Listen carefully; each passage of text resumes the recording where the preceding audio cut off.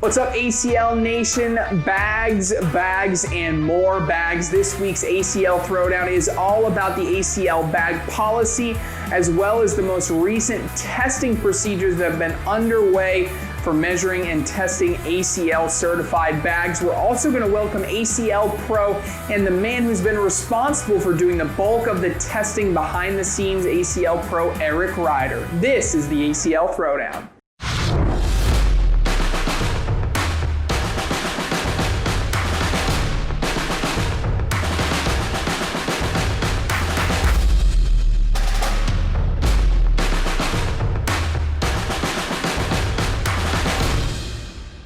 ACL Nation, as I said, we are going to have ACL Pro and the man behind all of the bag testing, Mr. Eric Ryder, on the show this week. But first, my hashtag Trey's Takes.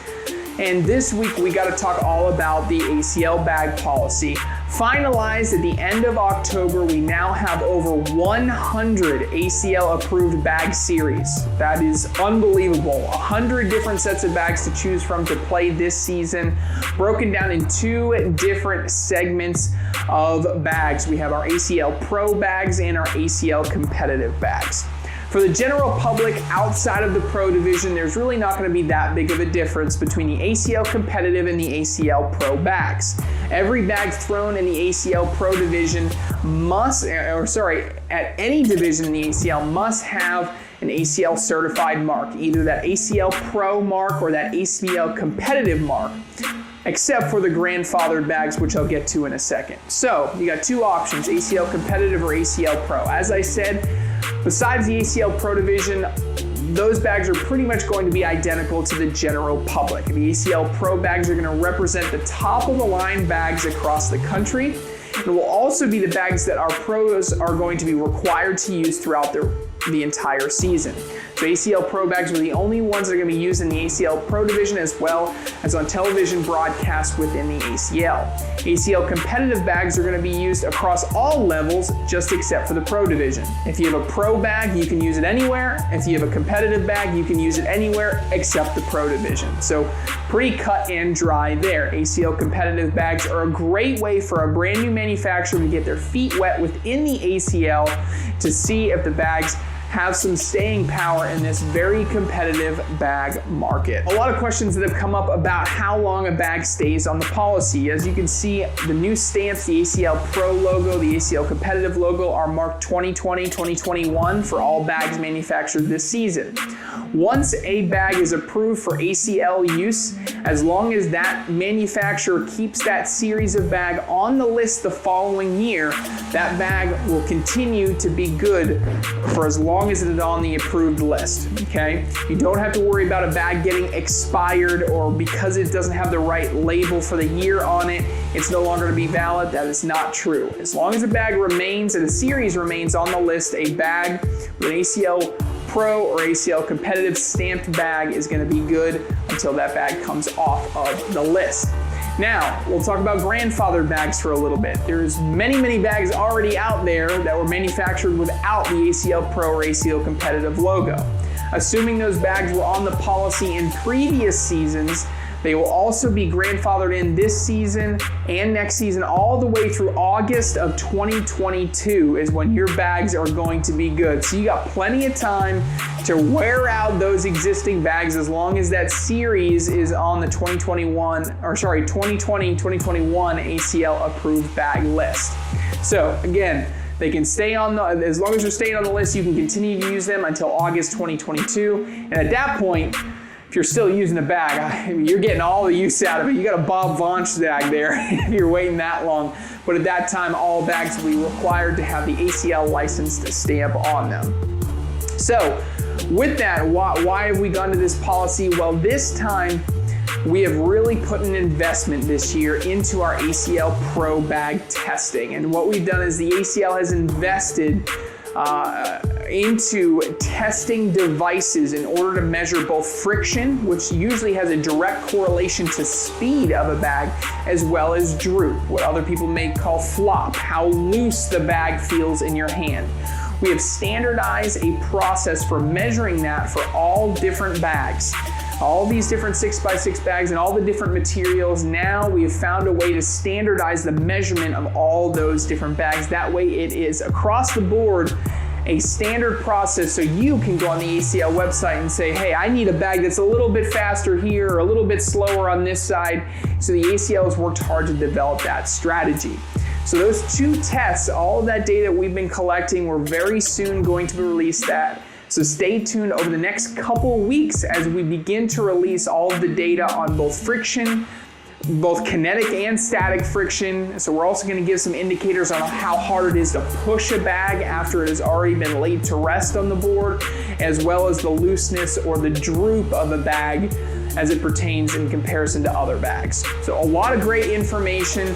And really, I think now is a great time to just jump over and have my conversation with ACL Pro Eric Ryder, who has recently come onto staff within the ACL to head up this testing procedure. He can go into the details about how each individual bag is measured, anything that surprised him within the results, as well as a general feel for his excitement level for this upcoming season. What is up, ACL Nation? I got ACL Pro and the old man, Mr. Eric Ryder, on the throwdown this week. Pops, man, how you feeling? You're a busy man nowadays. busy. Yes, I'm feeling great, actually. This is, into some new experiences now. Moving over and working pretty much full time with the ACL now, and so. Talk about busy. Yes, we have a lot going on right now, as you know, and we just finished our first session of the bag test, and so that went really well, and we're looking forward to just some great stuff coming this year with the ACL, and I'm so looking forward to it. It's been a long time coming, and I can't tell you how happy and excited I am about this year. Yeah, I mean, you beat me too. You beat me to the full time. So congratulations. So, you mentioned the bag testing I talked about today in my ACL throwdown.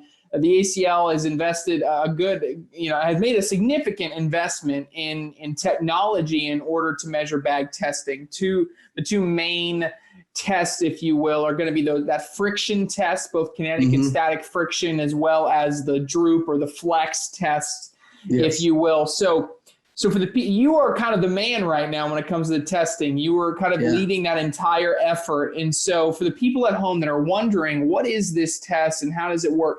Give us a little bit more insight into the friction test and what that means and what it's going to do for the bags that are all ACL approved. Yes. So Stacy invested a lot of time, effort, and resources into having this machine developed. Is actually a machine. This is actually a scientific, so-called, you could call it an experiment, but it is our friction test and our droop test. And when I say droop, I mean how flexible a bag is. Now, let me start off by level setting the environment, because everybody knows with bags, especially anybody that's played, these bags are all tested out of the box. We all know, okay, and we're going to get comments. I know we all know that bags loosen up over time, and bags, whether they're sticky or slick, depending on the side, the slick side tends to get less slick over time, and the sticky side tends to get less sticky over time, with the bags, the more you use them. Traditionally, that's what we usually see. But taking that into consideration, our environment was to have a cool environment, one with less humidity, one that's not going to be affected by what we're doing. And we want to keep and maintain that environment and make sure there's no other variables in there to skew any results whatsoever. So going forward, we want to have that same environment no matter what time a year we test and when we test. So with that said, this machine, okay, we have what we call a substrate, and it's basically what we've taken a coated board a board that we're going to be using this year with a UV coating on it, okay, specially designed for our elite boards going forward, okay. I cut a piece of that board off. It's about 1.5 feet by 2.5, 3 feet long. And it sits on this platform on the machine at an angle. Now the angle of a board is about 19 to 21 degrees if you put a measure on it. So we took a measure and we measured that out, made sure that the angle of the board was the same as what you would get when you play, and making sure that the environment that the bag is sliding on is true to what we're used to seeing. Now the machine basically takes I put a bag down and we test both sides of the bag a couple different times, and then we take the average of both the tests. But the bag is clipped on one end and it's literally dragged up the board, just kind of simulate a throw. Now, of course, we're not completely simulating a true 27-foot throw, but the idea is to get a coefficient of friction test on each side of the bag. So when we pull that bag up, we get that reading. When we run this test, it pulls the bag up, it gets to a certain point and it stops, and then there's a readout within the software, the Quattro software that we use, and we take that static coefficient and the kinetic coefficient, and we take those numbers. One of them is the coefficient of friction that we use to gauge how fast or slow a bag is. The static one is basically we use that would be if a bag was sitting still, how hard or easy it is to push from a sitting, in one spot situation. So with that respect, we had, I think I tested over 105 sets of bags over the course of a week and a half. So it was a lot of testing, and that's just a friction test. And then after that, we established, our standards as far as, we came up with the chart and kind of grouped everybody by fastest and slowest. And we're going to be sharing that obviously with the public, at some point, but we did share those results so far with the bag manufacturers. Yeah, and one thing I found super interesting was that you had, and I think I remember talking to you about this at one point. I remember you saying at one point you accidentally did it over multiple days, and then one day it was like super humid in the building, and it just completely threw off the results. So it's really that sensitive. So I think that I'm glad you kind of emphasized the fact that having controlled, consistent environment was 100% something that had to be taken into consideration when you're doing this type of test. Yes. And like you said, I was, one day I was in there and it was just, I was getting these weird readings for a couple of days, and then I got a really, really cool day, and it was just dry as all can be. And we got totally different readings. So that just goes to show you cornhole in general. That's how cornhole is. You know what I mean? You go to some of these events, sometimes you go in there and one end of the building's cool and the other end of the building's warm, and you get different environments. I mean, you're going to get the same thing as far as the testing, but we're trying to, I went back and retested in the exact same environment for every single board. So we're going to have this in a controlled room too, controlled temperature. Now that we know that, it's kind of, this is a work in progress, right, going forward. Next year we talked about possibly trying to find some way to loosen up the bags like they've been played with for a while, put them in a tumbler or something, or, maybe simulate that, but the possibilities for this testing piece of it, the sky's the limit on this stuff. But I think it just gives people a gauge compared to other bags out of the box, fast, slow, loose, stiff. And so the other part of the test, we have, and it's part of the same machine, we have two platforms that come together like this. We put the bag right split it right in the middle on both ends. And then when we run the test, this side here will drop very, very, very slowly to the point where as soon as that bag stops touching this platform over this side, it ends the test. And then we do a couple different tests, and then we flip the bag over and we do it from the other side. So you get kind of different reading depending on in some of these bags, I was surprised. Some of them, right out of the blocks, they're really stiff. And so you're going to get a flex test or droop test where the bag is not very flexible at all. Some of the bags feel like they've been played with, over and over already. It's kind of strange but at least people know when they go to buy a bag and they can read that chart and they say, okay, I know out of the box based on this reading here that this bag is going to be really tough to break in. It's going to take a lot more to break in than a bag that's, higher on the scale as far as flexibility goes. Well, I think that's great. I think there's an element to that as well. It's fine being out of the box as long as everybody understands what that out of the box means, right? Data is only as good as the context in which it's measured. So for this, if everything is out of the box, you're exactly right. That's going to give people an idea of what it exactly is going to play like once they first get it. Now, like you said, that doesn't mean halfway through the season, next year, whatever it is, we can't develop some type of method to break in the bags a little bit and then redo these tests to the point where when we do it, it gives a little bit better simulation of after the bag has been broken in for a certain amount of time, how the bag plays. But I think that is just super cool.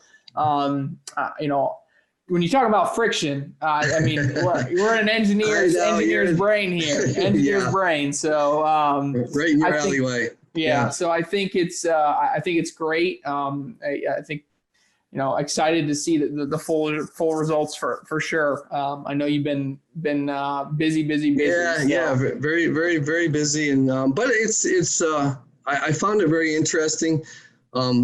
Again, the general public will soon see the results. We'll be putting those results up on the webpage at some point soon.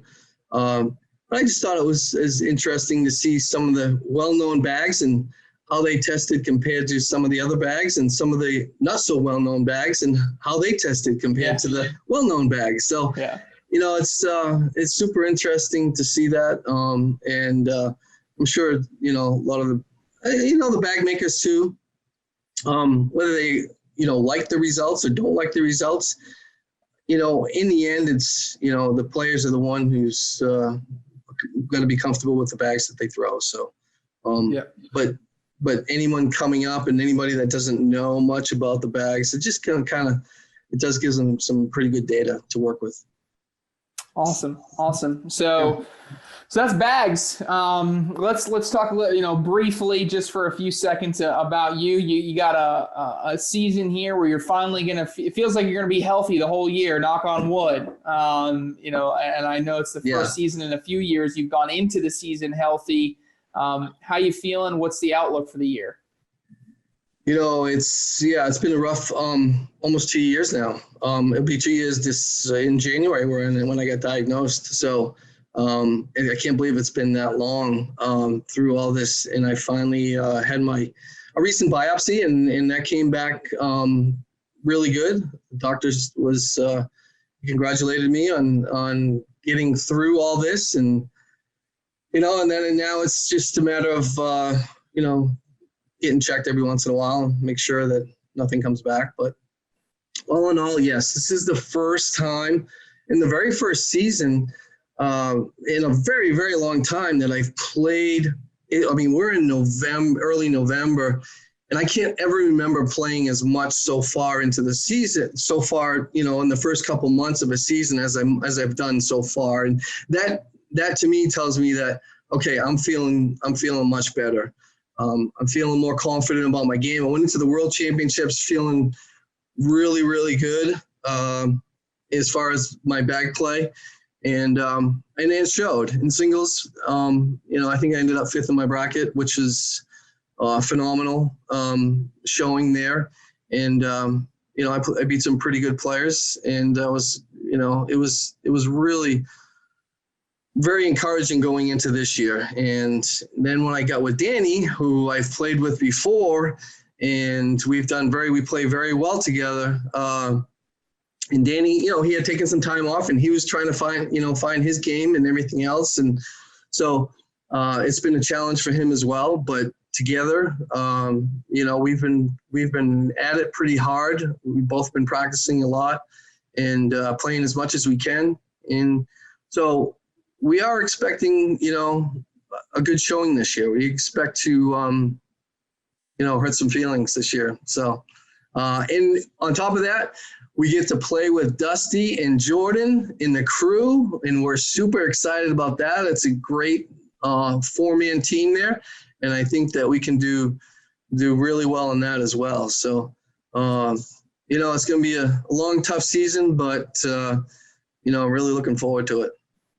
Yeah, I mean, I think you set yourself up for a strong season in all facets. Obviously, in singles, that's now your third top 20 finish at the World Championships. There's your stat that you didn't know that I just told you. I did not know that, yeah. So there's that. Then in doubles, obviously, Danny Blank's someone that's won at the highest level before. So yes.